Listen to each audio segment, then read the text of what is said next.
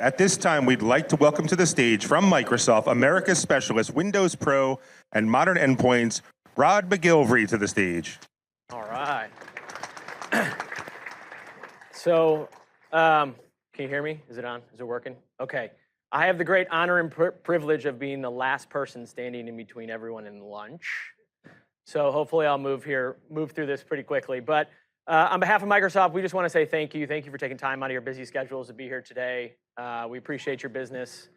And hopefully, we heard a lot of great content this morning. I know, I love hearing from all of our partners and thought leadership in this industry. And so hopefully I'll kind of tie all this together and how we're bringing innovation into the Windows 11 platform. But before I start, I'm going to do a quick little survey here. If you could do a show of hands. I know we've had a show of hands here a lot. If I was to open it up for Q&A, who would ask me about Windows 12? Anyone? No one? Be honest. I know there's more than that. Okay. There is no Windows 12 from Microsoft. There's no Windows 12. The next version of Windows is actually coming out in this fall. Our fall release will be Windows 11 24H2. It will be a little bit of a bigger feature update to set us up for success over the next 3 to 5 years as we continue to bring innovation into the Windows platform. I will say I used to have hair about 3 years ago, and that was around the time that we launched Windows 11. So, I had to spend a lot of time over the first couple years telling people it's just a feature update. Okay, it's still the same kernel as Windows 10. Someone in marketing, not going to say who, decided to call it 11. So, but really in summary, I think the key takeaways I've heard at least this morning is really around a few things that are really changing the way that we're working, especially from an end user experience perspective. There's flexible work. I think we heard a lot about flexible work and spending time in meetings. And then there's AI, right? And how are we going to leverage AI to really help increase end user experience and productivity within our organizations? And I think we're really facing some new challenges as well. So, I think we have this best practice at Microsoft where if you're not traveling, so thank goodness I'm traveling today, where we will schedule you on Teams calls from 8 a.m. to 5 p.m. And we're also going to triple book you every 30 minutes. And oh, by the way, we want you to be at every single call. Okay, and so we're facing some of these new challenges, really what I like to call digital debt or almost digital fatigue. I mean, I'm tired all the time because I have 3 young children. But, after a long day of being in front of my PC, I'm tired. And then I go help get my kids to bed, get them fed, get them bathed, put them in bed, and then I go back to work to catch up on emails and things that I couldn't get to throughout the day because of all this, digital debt and brain drain that I have throughout the day. And then we also have AI, right? And now end users are saying, hey, look, I want to figure out how I can leverage generative AI to really help with some of these key pain points, that have really been accelerated since COVID as we started to get more digital and the PC became more of an important tool on a daily basis. And so with all of that, from a Windows perspective, we realized that the business computing landscape is really changing. I think gone are the days, and I'll say this from our Intel folks, gone are the days where you go to procurement and say, hey, look, I need an i5 16 gig 256, go find me the best price, okay? I think those types of decisions are really going away, and we know that end user experience is really becoming top of mind. When I first started talking with customers about Windows 11 almost 3 years ago, a lot of it was about, hey, look, prior to the pandemic, all my devices were within the 4 walls of my organization. I had line of sight to them, visibility. I knew if they were on. I knew if they were updated. I knew if they were secure. And then the pandemic hit, and it was like, okay, now all these devices are in the wild. And we heard some really interesting stories about some people saying, hey, look, once I finally got visibility into a PC, it was in another country. Hadn't been turned on in 6 months, right? And so we know that, this landscape is starting to change. A lot of customers, I'm sure a lot of you have moved into more modern management capabilities, so you have line of sight into those PCs. And now we're really starting to see this shift into saying, okay, can I make sure that I'm buying the right PC that delivers the right user experience for my end users on a daily basis? And oh, by the way, it also needs to be able to support flexible work if they're a flexible worker, right? Whether they're in the office a couple days a week, whether they travel. We still know that security still is top of mind for a lot of customers, and we're going to continue to innovate. Talk a little bit more about what we're doing from a security perspective here in a minute. And then AI computing, right? How are these new AI neural processing units on the edge, how are these going to impact end user productivity, security on a daily basis? And so we believe, at least from the Windows side, that Windows 11 is really the core to any AI readiness plan that you have in your organization. It starts with a modern PC running Windows 11. We've got different flavors of those modern PCs, and I'll kind of talk about some of those differentiated experiences here in a minute. Also, zero trust. Are you looking at what a secure core PC means? When I want to verify explicitly, when I want to give just the right access so my end users can be productive. And oh, by the way, I want to make sure that I'm maintaining and mitigating the blast radius if something does happen. As we know, I think Stephen mentioned it, right? Like 88% of security incidents are end user driven. And then we think about that modern management aspect, Microsoft Intune, Autopilot, being able to ship a device directly to their end user. I don't know if you've experienced Autopilot. We use it at Microsoft, obviously. But I get new PCs shipped to my house, and within 25 minutes, I unbox that PC and I'm up and running. It doesn't have to go through an IT configuration center anymore. It's able to be shipped directly where I'm working at the time that I'm working. We just heard about collaboration. Okay, how are we leveraging Windows, things like Studio Effects, to really bring collaboration and bring a better experience at the OS level when I'm in those meetings all day? And then Copilot deployment. So this is an interesting one because when I talk with customers, we'll be talking about Windows 11 and the AI innovation in Windows 11, and they're talking about, hey, I'm going to go spend $30 a license for Copilot for Microsoft 365. And we ask the question, hey, like, how do you think that connected experience is going to be on a 4 or 5-year-old PC that probably, one, already is having some connectivity issues, right? And has older Wi-Fi technology, as you are dependent upon connecting to the cloud for a lot of those AI-based services within those applications. And then adoption and really future-proof, right? As you continue to think about how AI can drive impact in your organization, are you buying the right device that helps make that sustainable over the next few years? So I want to spend a few minutes kind of just talking about AI, and really AI across the Windows 11 platform. So I'm going to start with kind of what's available today and the innovation that we've brought into the Windows 11 platform. And then I'll talk about this new class of PC, the Copilot Plus PC, that we've heard a little bit about today already, and what those new experiences and differentiated experiences we're bringing to that platform as well. So if you look at this slide, I would say, my Clippy costume wouldn't fit in my carry-on luggage. And I was going to have another Microsoft employee dress up like Clippy, just kidding. But we are building on decades of really intelligent innovation in Windows. But what I really want you to focus on is really what we've done at the start of 2023, really with the launch of Windows 11 22H2. And we've started to integrate AI across the entire operating system. And so what I want to do now is I just want to talk to you about some of my favorite features, right? Some of my favorite features in Windows 11 that are available today. There's Copilot in Windows. I'll talk a little bit more about that here in a minute. But there's a feature called AI-powered recommendations. I don't know if anyone's experienced this yet, but if you log into your PC with your Entra ID on Windows 11 and you open up File Explorer, AI is actually going to offer up files that could be relevant to an upcoming meeting on your calendar, maybe something that someone has shared with you, maybe something that's based on your usage.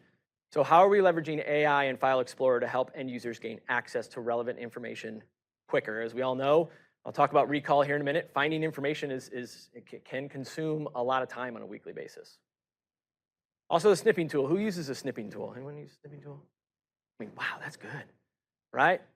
What's been the pain with the snipping tool in the past, right? If I were to snip this slide and I wanted to use this text, what would I have to do? I have to retype it, right?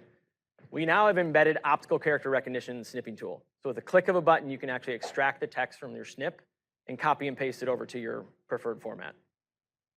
And so we're starting to bring this intelligent innovation into the tools that we know that end users are using on a daily basis. And this is available today. We talk about effortless meetings. We've heard this term a couple times today, Windows Studio Effects, and I'll talk a little bit more about the next generation of Windows Studio Effects. But how are we thinking about how we can take things that traditionally were dependent upon the CPU or a GPU, and we can move those over to an NPU? And when we improve the overall performance of the PC by moving it over to the NPU, this low-powered AI chip, what then can I do to make the experience better now that I have more capabilities? So things like auto framing, portrait blur, better background noise. We just heard about that, collaboration. It's summertime at my house, so if I get on a call with you, I will apologize ahead of time, but you will hear screaming kids in the background, right? So I need some better noise cancellation in my house during the summer. And then accessibility, and we've talked a lot about diversity, inclusion, accessibility. Windows 11, this is the most accessible version of Windows ever, bringing in things like natural language interaction, voice to text. We also have live captionings, and I'll talk about some improvements we're making to live captionings as well. So think about live captioning directly on the OS, so no matter what platform you're in, Whether you're watching a YouTube video, you can actually get live captionings directly on your desktop. You can even give your PC access. You can give live captionings access to the microphone on your PC as well. So if you did that right now, you'd actually get live captions directly on your desktop of me speaking because it has access to your microphone. And so we're going to continue to think about ways that we can innovate from an accessibility feature perspective in Windows 11. Let's talk a little bit about Copilot in Windows. It's in preview today, and we're making some improvements to this. We actually have been listening to our customers. If you've had any experience with Copilot in Windows already, right now it's kind of like a widget. You know, on the right side of the screen, you have a little icon in preview down your system tray. We've heard from customers, and they say, hey, look, we want Copilot in Windows to be more like an app, Windows app experience. So we're actually making it like a Windows app. So now you can manage it just like any other Windows app, and it'll actually be a full screen app, and I'll show you a snippet here in a minute. But when we think about, giving access to generative AI and these AI-powered chats, Copilot in Windows is really a great foundational element. When you log into your PC with your Entra ID, you actually get commercial data protection enabled. So when I'm leveraging Copilot in Windows and I put a prompt in, it's going to encrypt that prompt out to the Azure OpenAI service. It's going to then process that. It's going to encrypt that prompt back to the end user. That data is not retained. No one at Microsoft can see that data. And most importantly, whatever I'm putting into that prompt is not used to train the large language model. Okay, that's the biggest risk with some of these AI-powered chats on the web for an organization, is what happens if an end user goes into these AI-powered chats with no data protection and they put in some proprietary information, then all of a sudden that proprietary information is used to train the model. You could potentially have, a security breach or a risk, a PII risk as well. And so, this really is a great foundational element and a great first step for any organization. Get on Windows 11, get into Copilot Windows, and give those end users access to generative AI with commercial data protection. And so this is the snippet. So you'll see here that we are taking the icon out of the system tray down there in the corner, moving it back to the center. Also, you can change the taskbar to the left if you want. That was always the number one thing, just FYI. It's a quick, easy setting. So that was like the number one thing I heard when we first launched Windows 11. Why is the taskbar in the middle? You can move it back to the left. But it'll be a full Windows app experience. Okay? And so, again, we listen to the customers and say, hey, look, we want to use this tool, but we want to be able to manage it, and we want to have the visibility, and we want it to be more like just any other Windows application out there. And you have controls as well. If you don't want to have this feature turned on, we also have commercial controls in place, Intune, Autopilot, or with Intune or SCCM to turn that off.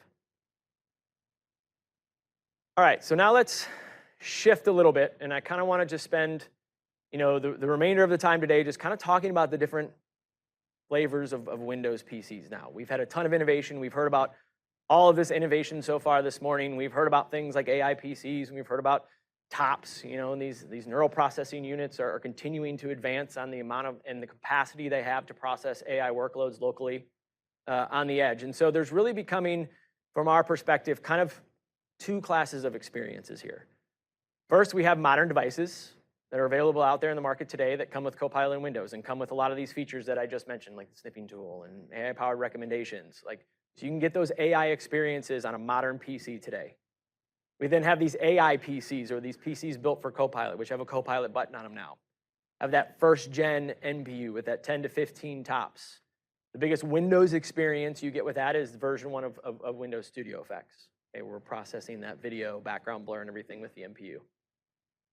And now we have this new class of device, a Copilot Plus PC. And don't worry, the Copilot Plus PC name also confuses me sometimes, right? I think we're up to like 50 or 60 Copilots at Microsoft. So I will give you one piece of clarity. You don't need a Copilot for Microsoft 365 license to use the features that I'm just about to share with you, because that also comes up quite a bit in the naming of this. But this is really the most powerful and performant Windows PC ever. Okay, these devices are going to have 40 plus trillions of operations per second, and we're going to deliver some new experiences from a Windows perspective on these Copilot Plus PCs. So what is this? What is a Copilot Plus PC? So technically, it's going to be a machine that has an NPU on the SoC, or the system on a chip, with at least 40 trillion operations per second on the NPU. It is going to have a minimum requirement of 16 gigabytes of RAM, and also a minimum requirement of a 256 hard drive. So this is a little bit different of a minimum system requirement than we have on just a general modern Windows 11 PC. And I'll explain why we've kind of updated some of these features here in a minute. But again, these are going to be the most powerful and most performant Windows PCs ever. I'll actually share some benchmarking here that we did internally against the Apple M3 product. It's also going to have some exclusive AI experiences. So in addition to the AI experiences that I just talked about, we're going to bring exclusive AI experiences to these PCs. It's going to be the most secure version of Windows so far. So we've worked in partnership with all of our silicon partners to take the Microsoft Pluton chip that can serve as your TPM 2.0. Instead of having it be a discrete chip separate from the silicon, we actually now have it directly on the system on a chip. So it takes away the need to have a separate security processor. So now we have a security processor directly embedded right on the silicon. That allows us to do a few things, right? One, takes away one other component. But two, it also allows us to be able to update that security processor from Windows Update. Okay, one of the biggest challenges, excuse me, historically with security processors is the fact that they're hard to update, right? And so now we have that directly on the chip. And then we'll think about business ready and future ready, and how we heard a lot this morning around, ISVs and what our ISV community is doing to really innovate across all their applications to be able to bring AI workloads directly down to the MPU, so you are not dependent upon connectivity out to the cloud to have an AI experience. Let's look at some performance metrics. So a lot of talking. So the last couple of days, sorry about that. So we did some benchmarking, right? We found that these Copilot Plus PCs have up to 58% faster than a MacBook Air 3 in sustained multi-thread performance, up to 23% faster in peak multi-thread performance, 5 times faster than some of our 5-year-old Windows PCs, and then battery life. And I think this is really substantial, right? I think one of the biggest things we've always heard from customers is, hey, look, we'd love to have a Windows PC that has all-day battery life. And so 22 hours of battery life when you're doing local video playback, 15 hours of battery life with web browsing. Just FYI, if you have a ton of tabs open in Edge, it will consume a lot of battery. Just if you haven't figured that out yet. I always look and I'm realizing, like, why is this consuming so much? And then I have like 40 tabs open. But again, we're seeing a lot of great performance in our early benchmark testing for these new Copilot Plus PCs. So what are some of the experiences? Okay, the one experience that has made a lot of noise in the system initially is recall. Okay, I was actually on with a regulatory industry earlier this week, and they actually are excited about this feature because this is an LLM locally on the PC that is not sending any data to the cloud. Okay, so with recall, you can instantly find anything that your PC has seen. Sounds a little scary at first, right? But when you think about how it works technically, so these little snippets it's taking are actually storing them directly onto your hard drive. That's why we raised the base hardware requirements for capacity, at least a minimum 256. Those snippets are encrypted with BitLocker on your hard drive. So it's just as secure as any data that sits and resides on your hard drive today on your PC. On Friday, we actually announced some additional enhancements here. This will be contingent upon Windows Hello.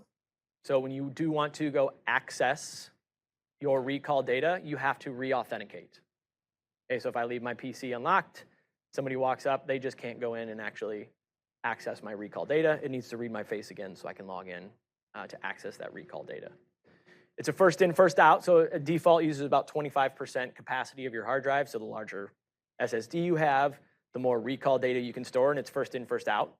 We also have controls where you can tell it not to record from certain websites or maybe certain applications, and I'll show you kind of a video here of it live in action of this feature. But again, we do know that employees spend hours a week trying to find information. And so, this is great. Like if I think, hey, look, Steven from Intel shared a deck the other day on a Teams call, and I knew it had a blue flower and a logo and an Intel logo, but I don't really remember what was on that snippet, and I needed that piece of information.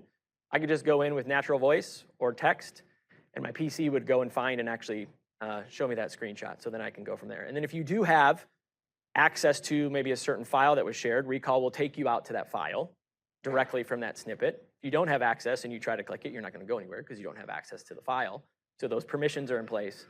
And then you think about, okay, now if I'm in that file, then maybe this is where Copilot for Microsoft 365 could be beneficial within that application, as recall actually takes me out to that file.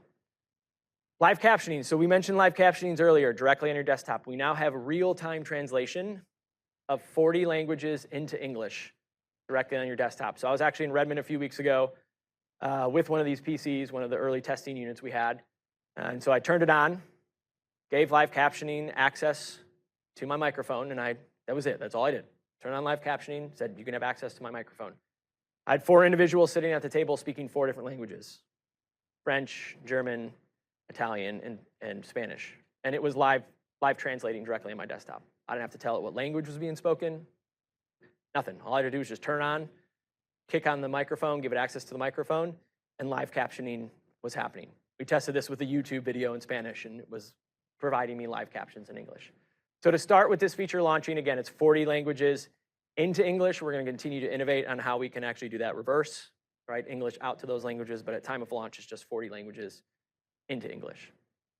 And then Studio Effects. So we have Studio Effects available today on PCs like Meteor Lake and the AMD Ryzen Pro series. It's the first generation. So with the new Studio Effects, we're bringing in new features, some animation, some portrait lighting.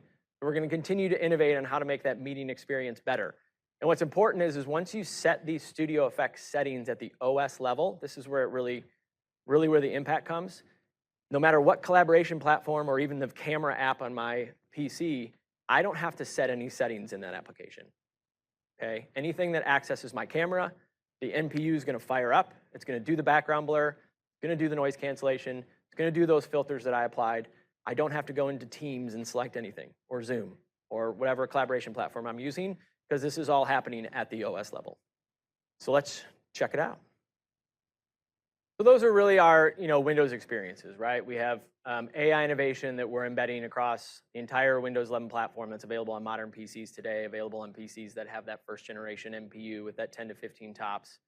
And then we're lighting up these additional experiences, and we'll continue to work to innovate across the Windows experiences that we're bringing into these new PCs.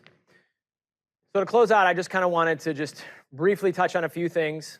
One, just kind of by the numbers. If you haven't started your migration to Windows 11, we are seeing some significant impact as we start to track Windows 10 versus Windows 11 PCs. We see a 20% risk of a successful security attacks with some of the innovation that we've brought.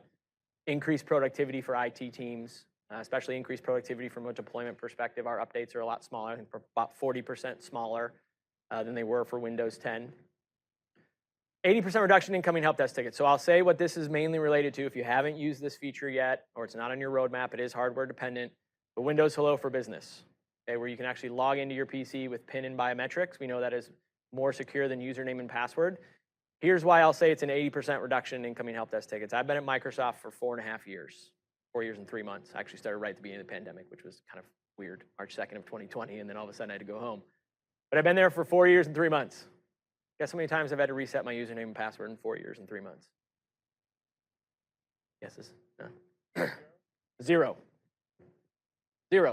We know the number one help desk ticket that comes in is still password reset requests. And I haven't had to reset my password due to Windows Hello for Business, biometric authentication, and PIN-based authentication stored locally on the security processor. And so as you think about end user experiences, being able to light that up and have that phone-like experience to log in, we know that is more secure, and it does really help alleviate a lot of those incoming help desk tickets, for password reset requests. And so just tactically, we've heard this already as we open it up. Look, Windows 10 is going to end of support, about 16 months. Good timing. Just because Windows 10 is going to end of support in 16 months does not mean that you could potentially have a version of Windows 10 in your environment today that is not supported. So it's Windows 10 22H2 that goes end of support. We actually had a version of Windows 10 go end of support yesterday, which we know Windows 10 21H2 is still a very popular build in the commercial space. It went out of support on June 11th, so yesterday. So it's very important to understand where you're at in those life cycle moments and how you're strategically thinking about taking those eligible PCs, upgrading them into the Windows 11 platform, and ultimately looking at those ineligible devices in your environment today. And so I'll just close with this. Hey, look, I talk with a lot of customers who say, oh yeah, we've been buying modern PCs for years, so I don't think I have anything to worry about from an ineligibility perspective as I look to migrate to Windows 11. We come to find out, though, that we heard earlier a lot of bad purchases during the pandemic, millions of devices that are approaching 4 years old that were just kind of purchased in almost a panic buy, right? Because you were looking for a PC for someone because you needed a PC immediately. And so I talk with organizations all the time, and we go in and we actually look at their device readiness, and they're shocked that they have 20 or 30% of their environment that's not eligible to move to Windows 11. And a lot of those are rooted in some of those purchases that happened at the beginning of the pandemic. So if you haven't done so, I'd really encourage you to get with your SHI team. We have the tools, we have the resources available in Configuration Manager and Intune, even with our PC Health Check app for small businesses, right? To go in and actually determine which devices in your environment are eligible to move and which ones aren't. So you can then create that refresh plan ahead of Windows 10 end of support. And I will tell you this, we do not want to take your money for extended support for Windows 10. Like, we don't want you to have to write us a check for extended support. This is a feature update. It's an in-place upgrade to the Windows 10 platform on an eligible PC. And so we are here to help. SHI is here to help. And so we want to make sure by October of 2025 that you have your entire environment on Windows 11. So with that, I think it's lunchtime. So just thank you guys again for coming today, and look forward to a great day.